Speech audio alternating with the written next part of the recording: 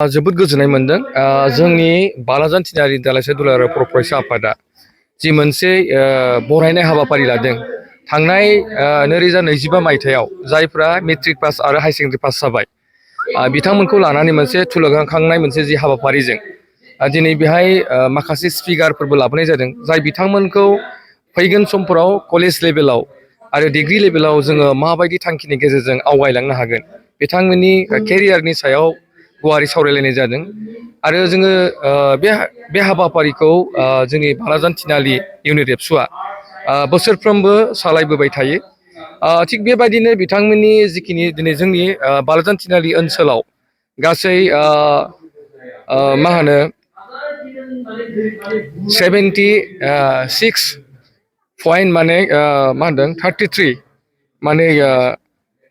मा होनो प्रायरिटि जि हाबाफारिनि गेजेरजों बेहाय जायफ्रा दिनै मेट्रिक पास खालायदों मेट्रिकआव बेहाय फार्स्ट डिभिजनफोरखौ बरायनाय जादों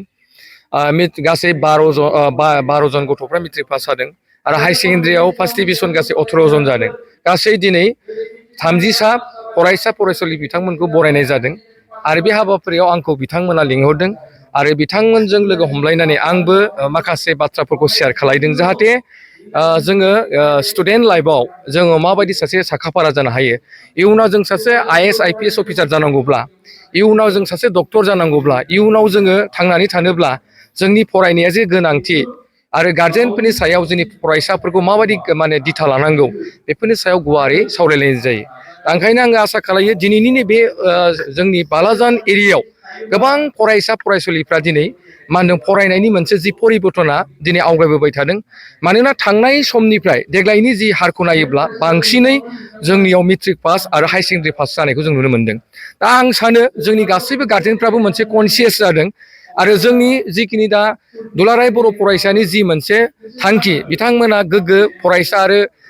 फरायसा फरायसुलिफोरखौ लानानै गोबाव समफोराव बिथांमोना मा होनदों माखासे बेबायदि एवारनेस प्रग्रामफोरनि गेजेरजों बिथांमोना माबोरै सासे साखाफारा सासे गोख्रों सासे फरायसा गोग्गो फरायसा जानो हायो बिनि सायाव बिथांमोना गोबां बेबायदि दिथा खालामबोबाय थादों आरो बेखौ जुदि नायोब्ला जोंनि दुलाराय बर' फरायसा आफादखौ आङो धन्यबाद होनांगोन आरो बिथांमोननि जिखिनि मोनसे इनिसियेटिभ बिथांमोननि जिखिनि नाजानायनि गेजेरजों गोबां फरायसाफ्रा दिनै जोंनि बर' फरायसाफ्रा जायफ्रा दिनै बर' मिडियामावनो फरायनानै गावनि मा होनदों फरायनायनि गेजेरजों बिथांमोना मोनसे फकास खालायनानै दिनै गोबां नोंथांमोना नुनो मोनदों डक्टर जानाय इन्जिनियार जानाय आरो बेबायदिनो मोजां मोजां मानसि जानायखौ जों नुनो मोनदों मानोना मोनसे समाव बुंदोंमोन जे जायफ्रा बर' मिडियामाव फरायोब्ला बिथांमोना मा होनदों गोजौ लेभेलाव थाङोब्ला फरायनानै साख्रि बाख्रि मोननो हाया मोजां सासे मानसि जानो हाया होननानै जोंनियाव भुल मोनसे तथ्यनि गेजेरजों गोबां जोंनि मानसिफ्रा सिन्था खालामदोंमोन नाथाय दा जों नुदों गोबां प्राइभेट स्कुलाव फरायनायनिफ्राय दिनै नायोब्ला गभर्नमेन्ट स्कुलाव जायफ्रा गोरिब न'खरनि गुन्द्राफोरनि जायफ्रा फरायसा फरायसुलिफ्रा गोसो बावसोमनानै गावखौ फरायनायजों लोगोसे दिनै साफा साफा बिथांमोना लेखा गोरों जानो हादों आरो आं दिनै सानो जाय बिथांमोना दिनै बेहाय जायखौ बरायबाय आरो बे बरायनायजों लोगोसे बिथांमोननि गेजेराव जोङो 10-15 बोसोरनि गेजेराव बिथांमोननि गेजेरावनो मोजां सासे अफिसार जोङो IAS अफिसार SS अफिसार बेबायदिनो जोंनि गेजेराव जोङो मोननो हागोन आरो बे ओनसोलाव बिथांमोननि गेजेरजोंनो जोंनि ससाइटियाबो मोनसे चेन्जिं जागोन आरो बिथांमोना जेब्ला ग्र' जाबोगोन आरो बिथांमोनखौ नुनानै माने इयुन जेनेरेसननि फरायसा फरायसुलिफ्राबो फरायनायनि थाखाय बिथांमोनाबो जानजि खाफ्रागोन हाबानि थाखाय सुपार 50नि अनगायैबो गुबुन गुबुन बिथांखिफोर हाबाफारि लानानै मावगासिनो थानायखौ नुनो मोनदों बे बिथिङाव नोंथाङा सरकारनि दा बेखौ जोङो फोरमायनो नागिरदों मानोना जोंनि बिटिआरनि CM प्रमद बर' सारा मानोना बियो मोनसे समनि दुलाराय बर' फरायसा आफादनि सासे आफादगिरिमोन जाय समाव बिथाङा दुलाराय बर' फरायसा आफादनि थानाय समावनो गोबां बिथाङा इडुकेसननि बिथिङाव माखासे प्लान पलिसिफोरखौ लादोंमोन नाथाय बै समाव गभर्नमेन्ट नङैखाय बिथाङा माखासे रां राशिनि बेलायाव जिखिनि मोनसे इनिसियेटिभखौ लादोंमोन बे इनिसियेटिभफोरखौ बिथाङा मावफुंनो हायाखैमोन नाथाय बिथाङा दिनै स्वयं गावनो सासे बिटिआरनि CM जानानै बिथाङा गोबां बेबायदि माखासे फरायसाफोरखौ मोनसे एनकारेजजों लोगोसे बिथांमोननो रां राशि मदद होनायजों लोगोसे दिनै मा होनदों बड'फा सुपार 50 प्लास दिनै लादों मानोना गोबां मा होनो जोंनि फरायसा फरायसुलिफ्रा दिनै गोरिब न'खरनि माने फरायसा फरायसुलिफ्रा दिनै मा होनदों बे सुपार 50आव बिथांमोना एन्ट्रेन्स होनानै सोरबा IAS IPSनि थाखाय दिनै कचिं जागासिनो दं दिनै फ्रि कचिं होगासिनो दं मेडिकेल एन्ट्रेन्सनि थाखाय बेबायदिनो मा होनदों जोंनियाव सोरबा डक्टर सोरबा जि बिभागाव थानानै बिथाङा सासे मोजां मानसि जानो थाखाय बेखिनि इनिसियेटिभखौ दिनै जोंनि बिटिआर सरकारा लादों। बेनिखायनो आं सानो दिनै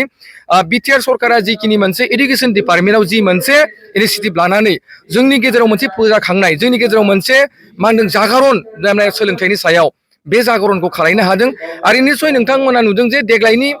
थांनाय समफोराव चिरां आरो बाक्साफोरा जि मोनसे गाहाय लेभेलाव थायोमोन फरायनायनि बिथिङाव, नाथाय दिनैनि नोंथांमोना जुदि नायोब्ला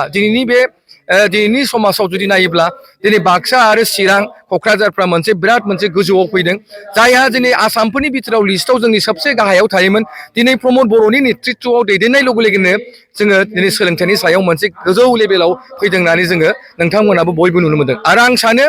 जायफ्रा दिनै खुनु सिन्था खालामनांगौ दरखार गैया, दिनै जोंनि फरायसाफ्रा फरायनायखौल' फकास खालाय। मानोना दिनै जोंनि मानगोनां प्रमद बर' सारा फरायनायनि जायफोरा जुदि मोजां जुदि फरायनो हायोब्ला बिथांमोनखौ रां राशि आरो सरकारा मदद खालामनायनि जिखिनि हाबाफारिखौ मावबाय थादों। आरो आं सानो दिनै गार्जेनफोर स्टुडेन्टसफोरखौ जाहाथे बिथांमोना खुनु जिबनाव नार्भास जानो नाङा। मानोना नोंनि थाखाय बिटिआर सरकारा दं, नोंनि थाखाय प्रमद बर'आ दं, नोंनि थाखाय लरेन्स इस्लारिया दं। आरो जोङो माबा मोनसे जुदि सोलोंनांगौ दङबा एबसु दङ, बिथांमोनजों थानानै जोंनि इयुन जिबनाव जों आवगायलांनो थाखाय जों साखाफारा सानसे साफा मानसि जाहैनो हागोन। आरो इयुन फिउचारनि थाखाय दिनै बिटिआर सरकारा मोनसे बिल्डिं हिसाबै खामानि मावबाय थानायखौ जों नुनो मोनदों।